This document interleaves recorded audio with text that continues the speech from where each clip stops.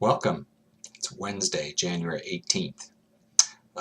Today's reading, we close out the first book of Moses. Jacob and Joseph's lives come to an end. I don't know about you, but it seems like we just got started. There's an awful lot in today's readings. Jacob's prophecies about all of his sons and their families, the blessings, the adoption, and ultimately the burials, the deathbed scene, just a lot of stuff. But there were a couple of things that really hit me today, and so I thought I would share them with you at this point. The first, and maybe it's because I'm getting older, was the way that we already have seen the people pass through each stage of their lives. And we've gotten to read about it and follow them through their lives, from their births through childhood, ultimately as young adults, and then getting married, having children of their own, sometimes a lot later in life.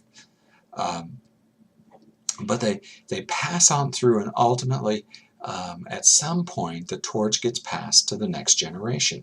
And they all died eventually, and no one was immune to it. And it added some perspective to me concerning how we view our lives and the different seasons in it, and how we view our place within God's greater story.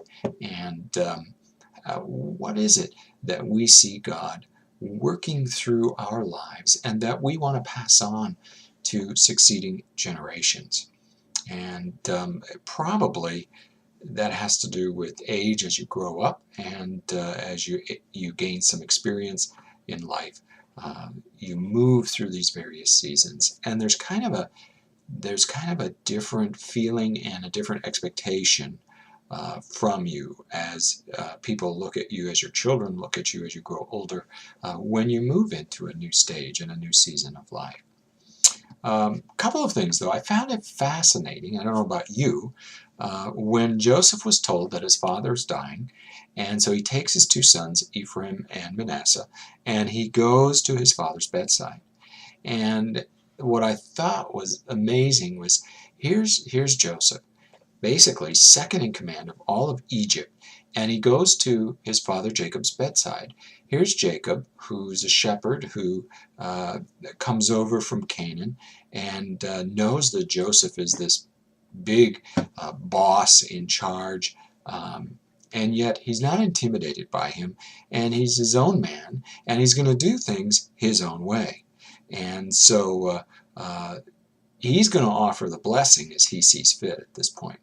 So anyway, so we have Jacob telling Joseph, first of all, that he's going to adopt Joseph's two children as his own. He's basically saying, Ephraim and Manasseh are mine. He didn't ask permission from Joseph, as far as we can tell, on the front end. Again, he's his own man. He's going to do it his own way. Now, this does a couple of things. Basically, it secures for Joseph a portion of the inheritance, and not only one, but basically a double portion of the inheritance now, because there are two who are declared and considered sons of Jacob to split the inheritance. So it works out well for Joseph in that regard. But then he has Joseph's sons, when he finds out they're there, being old, his eyes aren't so good, and they stand to the back, and he has them come in, and he's going to bless them. And of course Joseph sets them up so that Ephraim is on his left, and Manasseh, who was born first, is on the right, because the right hand of blessing is the one that's more special and signifies more. But Jacob crosses his hands so that his right hand is actually on Ephraim's head. Joseph tries to stop him, and Jacob says, no, I know what I'm doing. This is what I intend to do.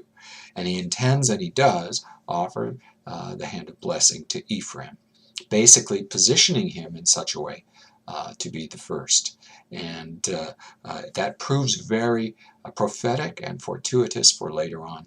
Ephraim is the one whose strength guides and leads the family and the people upon the failure of Reuben and his being deposed. So that's, to me, so interesting how this works out in families, and Jacob in the middle of it at this point. Though we've spent a lot of time talking about Joseph, here at the last, at the end of his life, Jacob comes to the fore.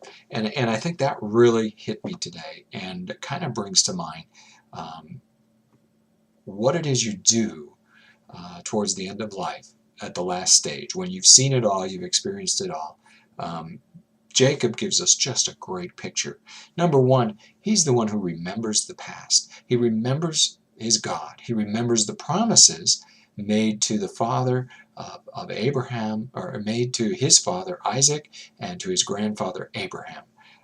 This is the God of his parents, and he remembers that God has said, I will be with you, and your descendants will be more numerous than the stars. And here he is, Jacob, firmly standing on the past, but looking at the present, to Joseph and to his sons, and making sure now that he passes the torch on, so that the next generation is cared for, that the family goes on.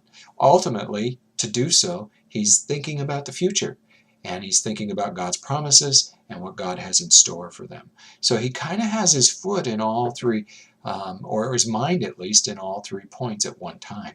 He's grounded in the past. He's taking notice of the present and doing what is needed at the present, and all with an eye to the future and what will one day happen. And that, for me, is an amazing part of this account, because here's Jacob, who, in the midst of an imperfect life, still understands his place within God's larger story, and fulfills what God would have him do. And so we give thanks for that. And now we're ready to move on, and we look forward to doing that in the days ahead. It's great to be with you today. I hope you have a blessed day in the Lord. Thank you.